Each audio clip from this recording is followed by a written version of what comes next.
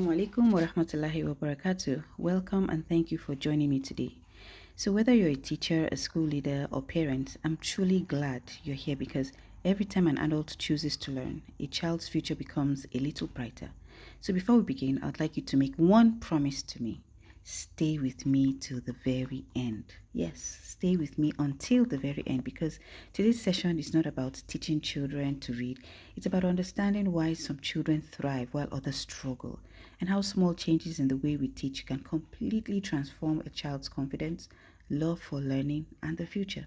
So, find a quiet place, keep a pen and a notebook nearby, and let's learn together. I believe one idea you hear today could change the life of a child under your care. So, good morning, everyone. I'd like you to reflect on one question, please. So, think about a child in your class who struggles the most to read, right? Don't say the child's name out, just picture that child. So, ask yourself, do you believe that child cannot learn, or do you believe that child has simply not been taught in a way that they learn the best? Let me take that again. Do you believe that child cannot learn, or do you believe that child has simply not been taught in a way that they learn the best?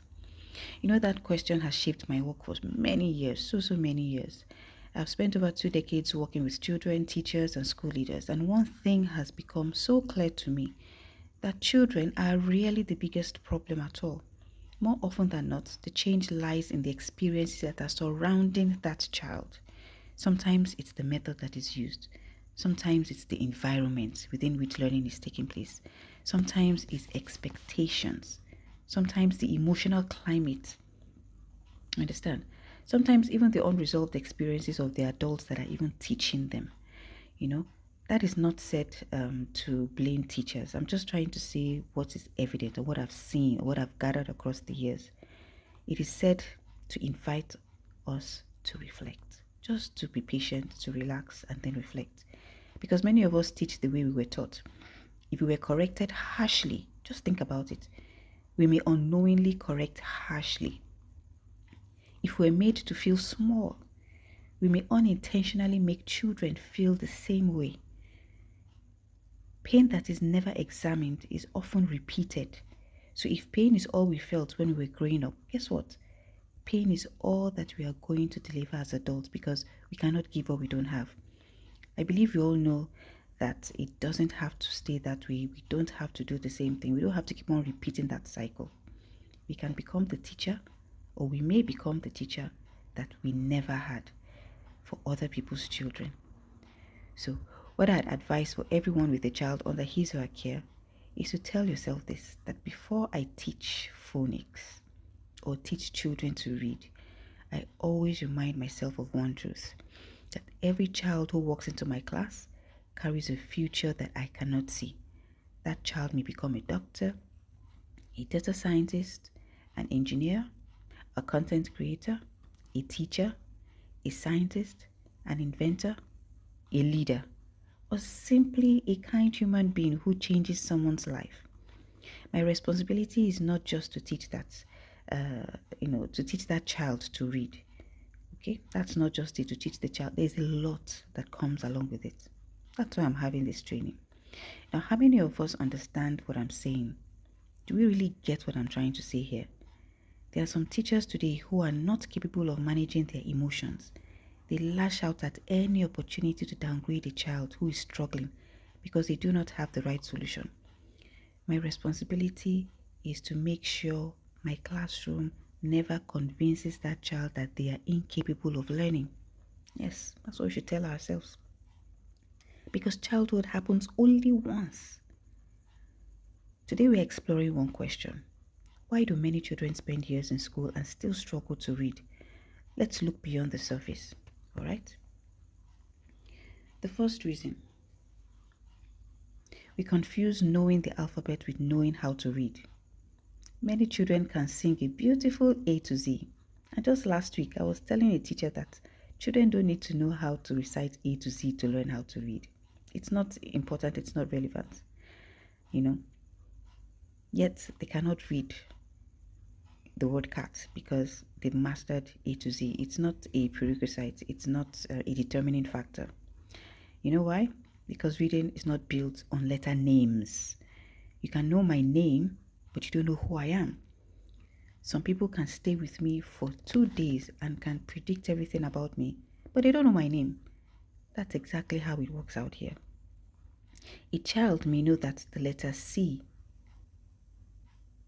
is, how would I put it? A child may know letter C if they see it, but what unlocks reading is knowing the sound K. This is why phonics is so powerful. It teaches children how written symbols represent spoken sounds and how those sounds come together to make words. Okay? The second reason, we sometimes teach children, you know, that, how would I even put it? We sometimes teach before the child is emotionally ready to learn. Yes. And it's not your fault. We were not taught that. Learning is not just an academic process. It is way beyond just academics. It is an emotional one. A child who feels afraid of making mistakes will often stop trying. A child who is constantly embarrassed when they answer incorrectly begins to associate reading with fear instead of joy. Just take a moment to reflect on this, for a bit. This reminds me of a simple principle. Before children can reach their highest potential, they need to feel safe. They need to feel accepted. They need to feel valued.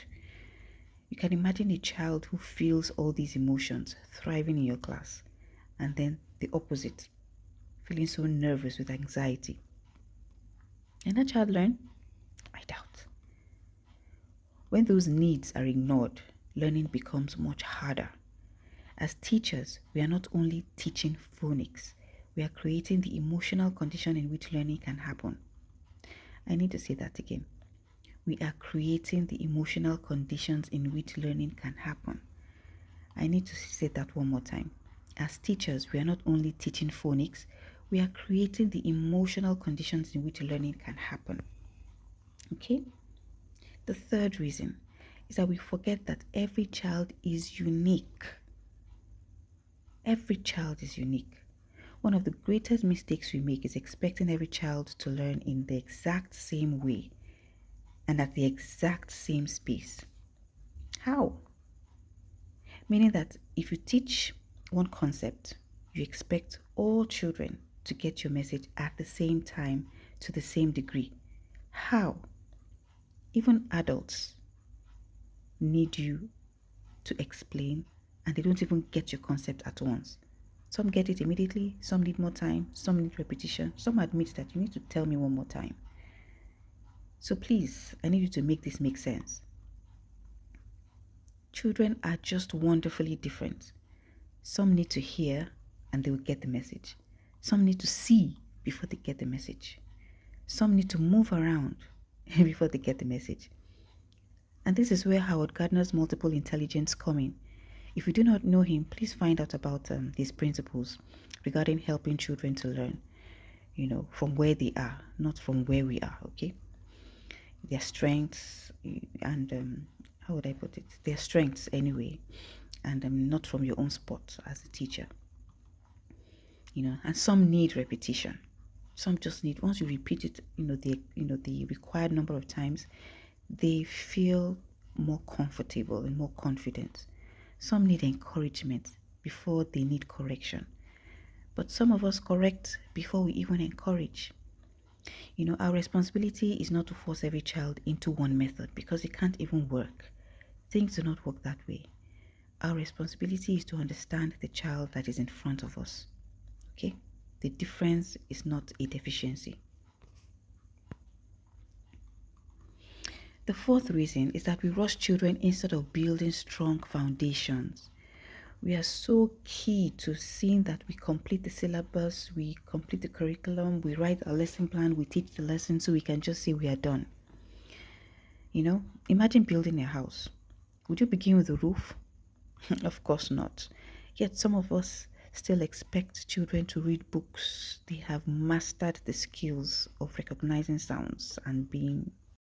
The fourth reason, we rush children instead of building strong foundations. Imagine building a house. Would you begin with the roof? Of course not.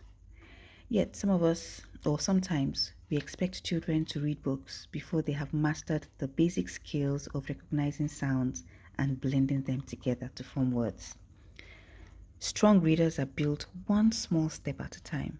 When the foundation is strong, confidence will grow. Even as adults, you feel more confident when you know something very well than when the reverse is the case. The reason 5 is that we underestimate the influence of the teacher. Children do not only learn what we teach, they learn who we are. Yes, they remember our tone of voice, our patience, our encouragement, our facial expressions long after they forget today's lesson. They will remember how we made them feel about themselves. They never underestimate the power of saying, I believe in you. I remember my youngest son, he's 16, he was telling me how he felt, how happy he felt when my first son was telling him that he was proud of him. My first son is 23. He was telling him that, I'm really proud of you. So when he left, he was going to travel. So when he traveled, the younger one was telling me he felt happy because his big brother told him he's proud of him. You see that? Sometimes that sentence changes more than phonics. It can change everything, more than your teaching phonics could ever do. Much more. Now I want you to reflect on something.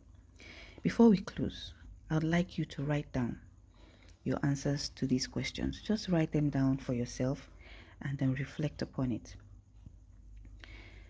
Before we close, listen to this.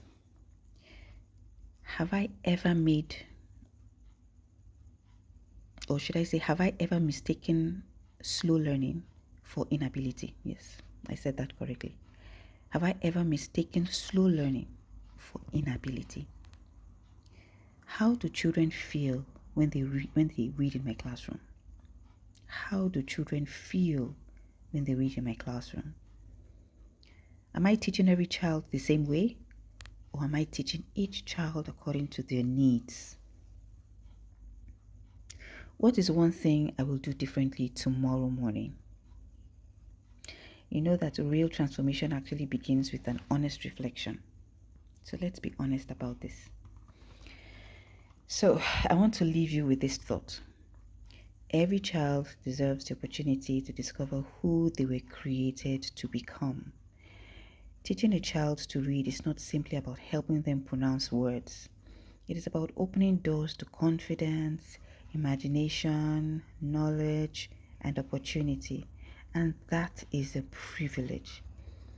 Tomorrow, we will explore the biggest mistakes teachers make when teaching reading, and more importantly, how to avoid them. If today's session has challenged the way you think about reading phonics, or about teaching phonics, or about phonics instruction altogether, and you are ready to learn a complete practical classroom tested phonics system, then be with me again tomorrow and we're going to sort it out one step at a time. May Allah bless your work, bless the children in your care, and make your classroom a place where every child feels seen, valued, and capable. Assalamu alaikum wa rahmatullahi wa barakatuh.